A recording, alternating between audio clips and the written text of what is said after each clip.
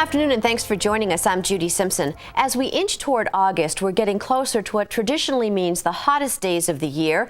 And with the heat comes important life-saving information from Vermont's Department of Health and the area agencies on aging.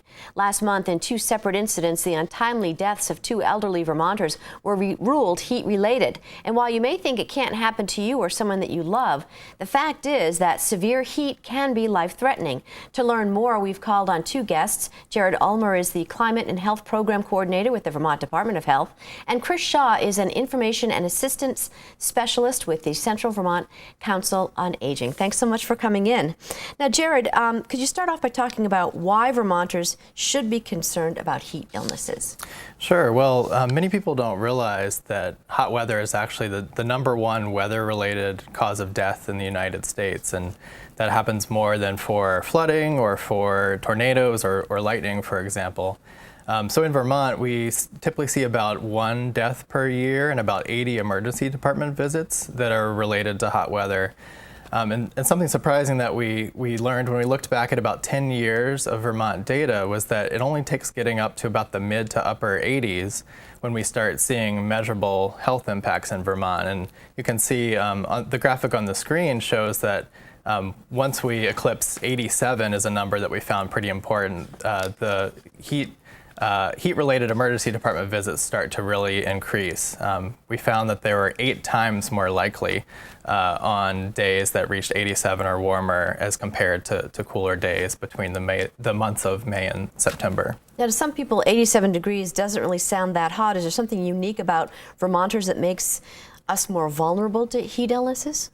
Yeah, well, the short answer is that we just don't experience enough hot weather to really get used to it.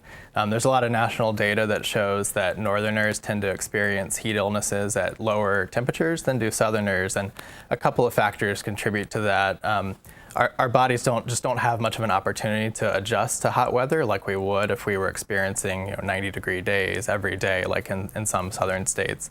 And similarly, when we experience such sporadic hot days, it can be hard to change our behaviors and take the precautions that we need to on those hot days to stay safe.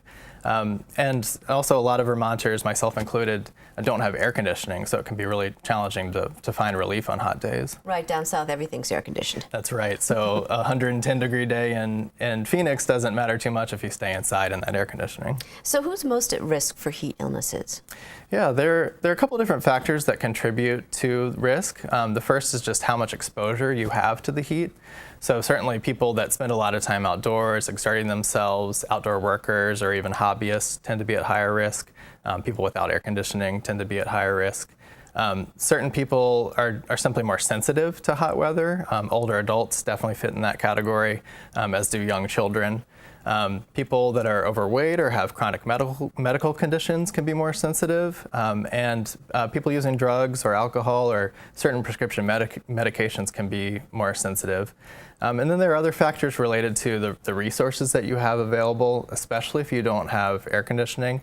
People that live alone or that don't have their own transportation can be at higher risk just because they can't seek the relief they need. Mm-hmm. Chris, why are extreme heat situations of greater concern to older adults? Well, to begin with, as we age, our bodies just don't adjust to temperature as well as when we're younger. That goes for cold as well as heat. There are also, older people are more likely to have some chronic conditions that may make it more difficult for their bodies to adjust, poor circulation, diabetes, heart conditions, things like that, that cause greater impact when it's hot. There is, as Jared kind of mentioned, there's a category of seniors called old, alone, and poor, where there's nobody to check on you, you don't have much money, you probably can't afford an air conditioner, difficulty with transportation, and there are also a number of medications which really impact people's ability to react to heat. And so, Chris, what can seniors do to protect themselves during heat emergencies? Number one is just to remain hydrated. Drink throughout the day. If you wait to drink until you're thirsty, you're already dehydrated, so it's better to continually drink a little bit rather than just wait until you really feel you need it. And water's best? Water is absolutely best. Other beverages are okay. Caffeinated drinks, coffee or tea, The caffeine actually will dehydrate you, and as good as that cold beer tastes on a hot day, that will dehydrate you even more. So that's a really, unfortunately, a thing to avoid. People can stay in the coolest part of their home, keep their shades drawn to keep out the sun. Some people have an air conditioner maybe just in the bedroom. If it's really hot, that's where you need to be. Avoid using your stove, which will heat up your house. Use a microwave, eat cold sandwiches. Things like fruit that has a lot of liquid in it is helpful. Wearing light-colored, loose-fitting clothing will make you a little more comfortable. If it's really hot, you don't have AC, cool baths and showers will definitely help. And check on your friends. People should call their friends that they know may be alone and know that they're going to call you if they don't hear from you, and just see how everybody's doing. And finally, know the symptoms of heat-related illness to know when to seek help. Those include muscle cramps, weakness, nausea, dizziness, profuse sweating, and if you have those things going on, you need to get to your doctor or the ER. Definitely seek some assistance. Or call a friend. Yeah. Are there resources available to help seniors during heat emergencies? Many towns do have cooling centers. You can go hang out at the mall. Most local libraries have air conditioning, which is a great place to spend the day, even if it's not hot. Senior centers, churches sometimes. And for information on resources, you can always call the senior helpline, the number is 1-800-642-5119. And that number will connect you to the area agency on aging that serves the area that you are calling from. So they'll be able to connect you with services that are in your area. That number is available Monday through Friday during the day. You can also call 211 at any hour of the day or night, and they can help you locate resources as well. Are there other considerations that need to be kept in mind for seniors and disabled individuals? For people particularly who are taking medication or have particular health conditions, it's really important to check with your doctor. There are people who have limited fluid intake, and they need to get some recommendations from their doctor about what they should be doing during heat emergencies. Drinking huge amounts of fluids may not be a good thing for those people. For people who don't drive, it's good to know ahead of time, okay, what would I do if it's really too hot to stay here? Maybe the next door neighbor goes to town and drives by the mall. Maybe they could drop me off. Maybe my local transportation provider goes by. And again, that's something probably the senior helpline or 211 could help with if you don't have a good answer to that. And if you think that you may need to leave your home, think ahead about what you might need to do. Should you bring your medication, a water bottle, maybe some snacks? Do you have any other kinds of special needs?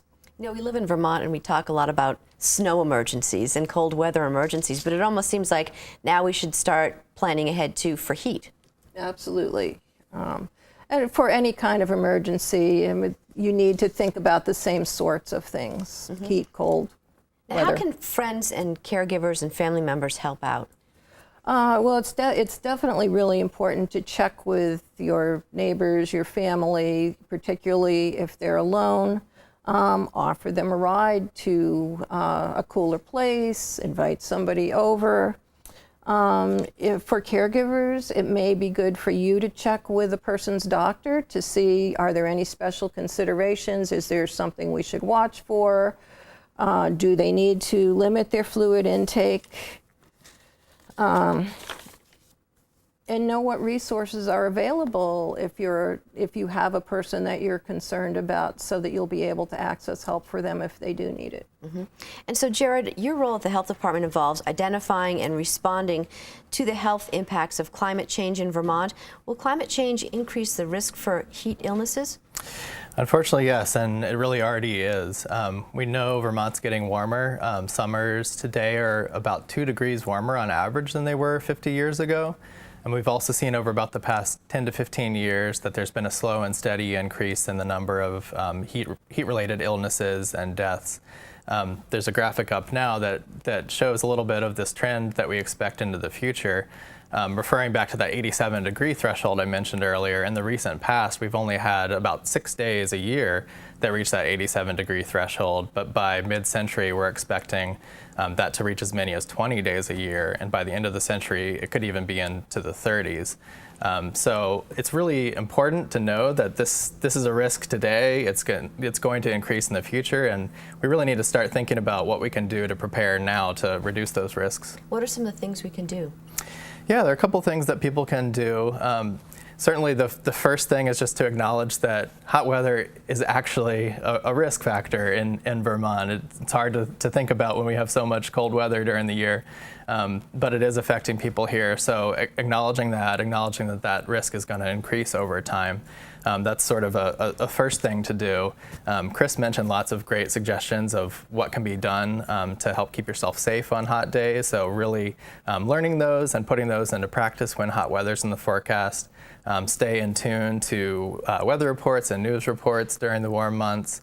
There are services that you can sign up for, like Vermont Alert. If you go to vtalert.gov, you can sign up and get extreme weather emergency notifications from the National Weather Service. So that can be really helpful just to really be tuned in to the risks. Another thing that people can do in their homes or around their homes to help make them more comfortable is do things like seal air leaks around doors and windows or install additional insulation, which can really help improve comfort, not just in summer, but year-round. People can install thermal blocking window treatments to help keep the sun out or put shade trees in around their home. Right. Another thing to think about is for anybody that has some level of responsibility over other people, make sure you have a plan, hopefully in writing, of the types of actions that you and your staff, for example, need to take on hot days to keep people around you safe. So that might apply to employers or local officials or home care providers. And we should mention, too, this is not just for the elderly. This is for everybody. I mean, we have such a short summer season so far that, when the weather turns nice, everyone wants to be outside doing things and, exercising and running and riding. But you really do have to watch out, even if you're in shape, about the heat. That's right. Even perfectly healthy people can be affected by heat. Another surprising thing we found when we looked into our data is that older adults are most definitely at higher risk, but also 15 to 34-year-olds we found were at higher than average risk in Vermont, and presumably it's because it's just such an active age group. So it's really important for those people to be aware, especially early in the season. The hot days in May or June that we get tend to have even more impact than later in the summer. So if people are interested in more information, how can they contact the Department of Health? Sure. You can call the health department at 1-800-439-8550 or visit the health department's website at healthvermont.gov, and /climate will get you to all kinds of climate and health information. Now we've got about a couple minutes left. Once again, what are some of the things that people should keep in mind as the temperatures start to climb in August? Be prepared. Think about it ahead of time. There's certainly some of the things like planting shade trees are a little more long-term, but think about what you can do to cool your house. Think about what you might need to do if you need to leave your house, if it's really too warm. And think about, do you have friends, do you have relatives, people that you really need to watch out for? And I would add that because our hot weather, at least right now, is so fleeting, we just get a couple days here and there, that it's just important to know that if you're on a running routine, you train 3 days a week, and you get hot weather in there somewhere, it's not going to take that long for that hot weather to pass. So, just be patient and take it easy during those hot days. And once again, the senior helpline?